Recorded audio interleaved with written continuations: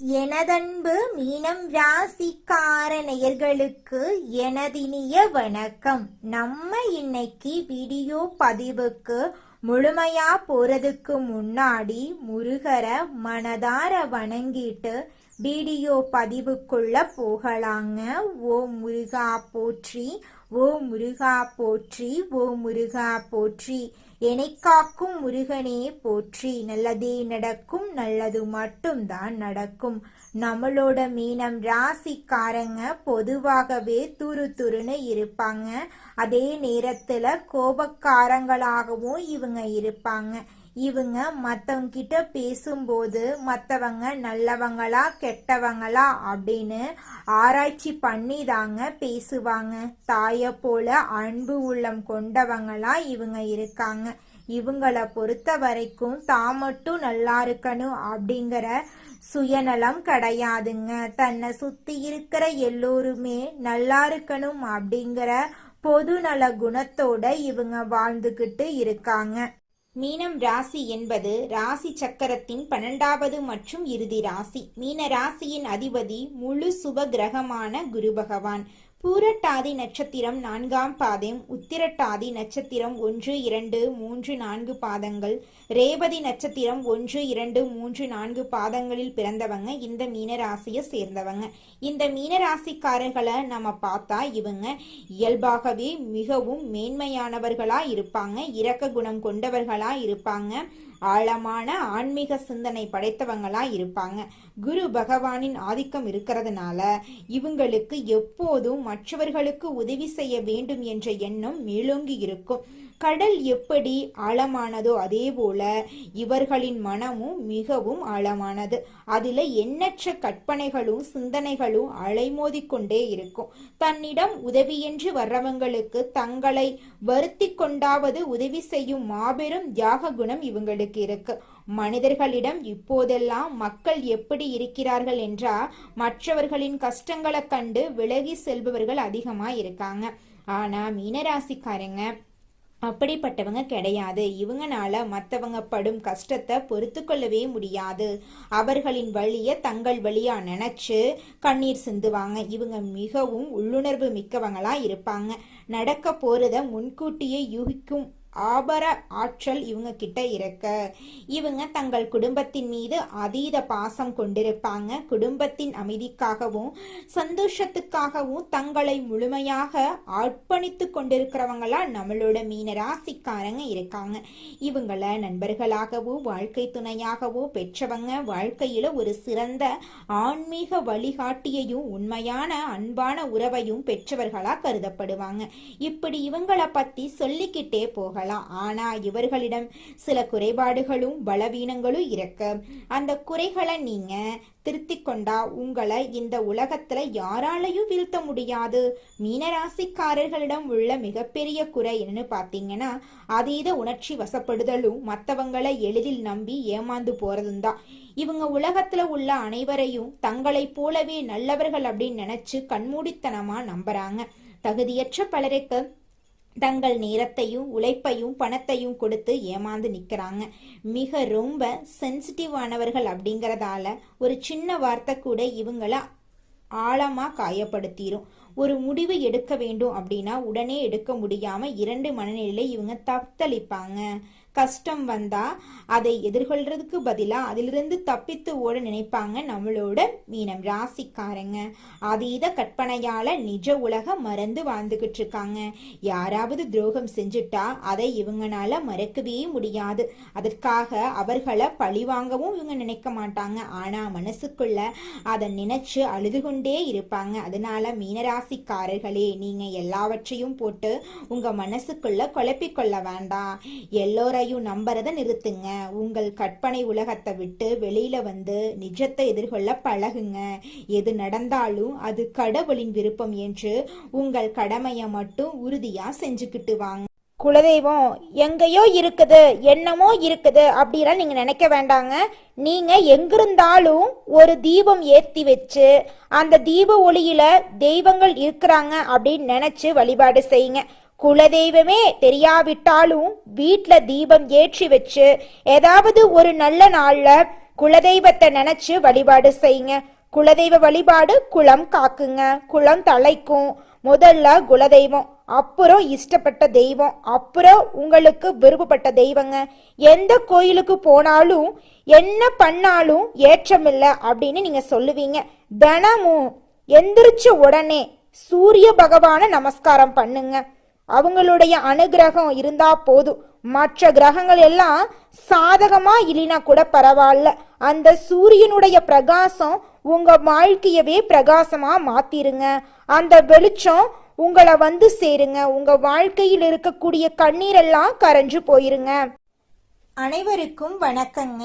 நீங்க இந்த 3 இடங்களுக்கு மட்டும் தவறுதலாக கூட செல்ல வேண்டாங்க. உங்களுக்கான நேரம் ரொம்பவும் குறைவாயிருக்கு.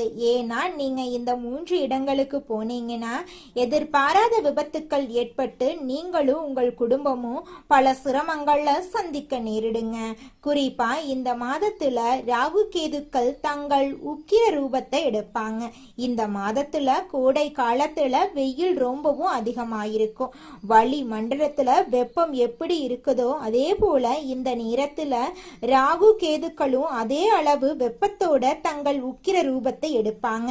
நீங்க இந்த இடங்களுக்கு செல்ல வேண்டாம். ஒருவேளை நீங்க சென்றால் நீங்க நிறைய இழக்க நேரிடுங்க அப்படின்னு நீங்க தெளிவா புரிஞ்சுக்கோங்க. உங்களோட வாழ்க்கை உங்க கையில தாங்க இருக்கு.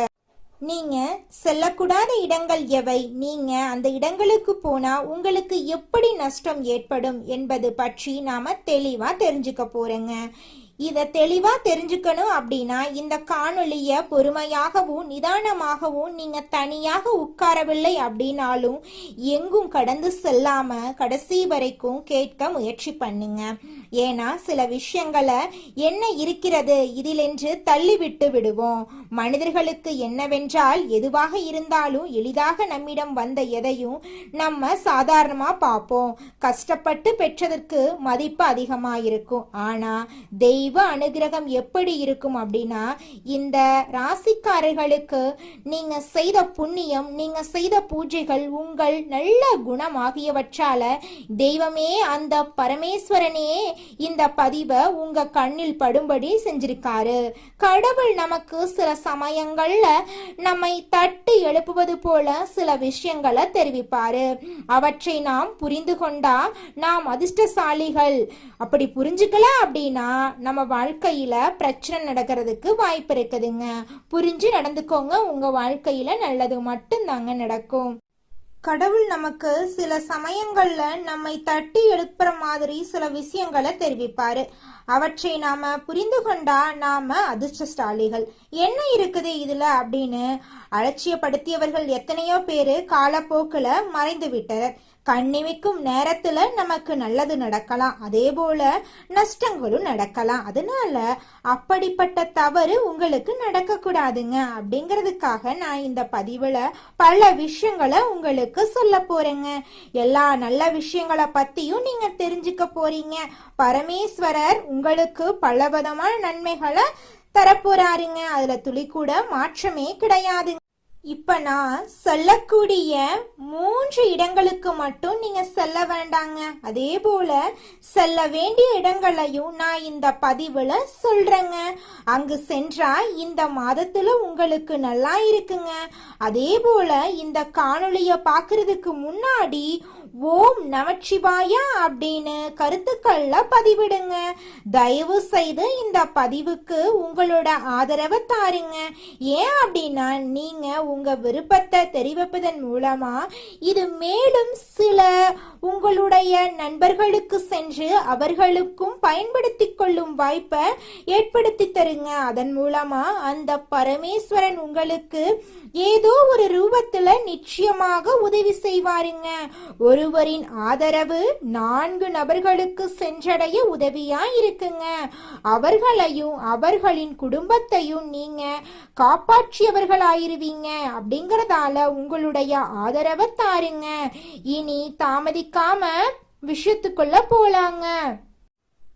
உங்களுக்கு எவ்வளோ அவசரம் இருந்தாலும் சரிங்க, எவ்வளோ முக்கியமான வேலை இருந்தாலும் இந்த நாட்களில் மட்டும் நீங்கள் செல்ல வேண்டாங்க. அது எவ்வளவு நெருங்கிய நண்பர்கள் அழைச்சாலும் சரி, உங்களை கட்டாயப்படுத்தினாலும் சரி, நீங்கள் சென்றீங்கன்னா நீங்கள் உங்கள் கையாலேயே துன்பத்தை தேடிக்கொண்டது போல மாறிடுங்க.